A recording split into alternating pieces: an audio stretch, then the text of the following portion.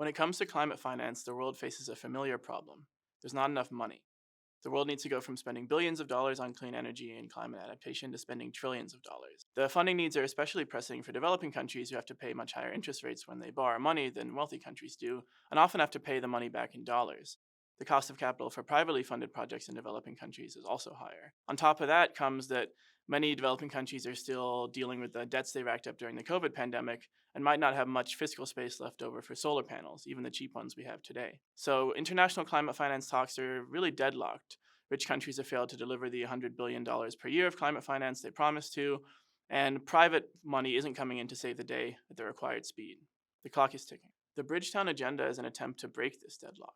It takes its name from the capital of Barbados, whose Prime Minister, Mia Mottley, is its greatest advocate, and has three main components. First, more public funding. But this isn't just a call for countries like the US to hand over more taxpayer dollars. The onus is on the IMF.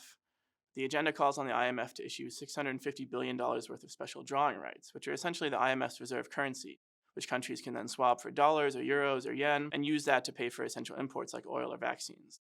The agenda wants to fund a global climate mitigation trust with these SDRs. Second is more support from multilateral development banks like the World Bank, which are supposed to increase concessional lending and hopefully attract more private investment. And third is debt relief for a warming planet. The agenda wants to include natural disaster relief clauses in sovereign bonds, so that when a country like Pakistan is struck by a major flood, its interest payments are automatically suspended.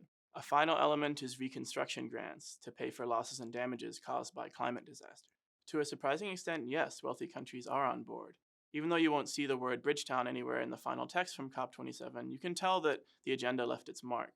The text calls on the World Bank and IMF to reform themselves and step up climate finance, and the leaders of those institutions have already expressed their support. There was also support from national political leaders like US climate envoy John Kerry. And President Emmanuel Macron of France joined Mia Mottley to set up a task force that would recommend new climate finance programs for the World Bank and IMF. Macron even says he'll hold a summit in June to discuss how to fund this global climate mitigation trust. So yes, the Bridgetown Agenda has real promise and real momentum, and we won't have to wait until COP28 to see if it delivers.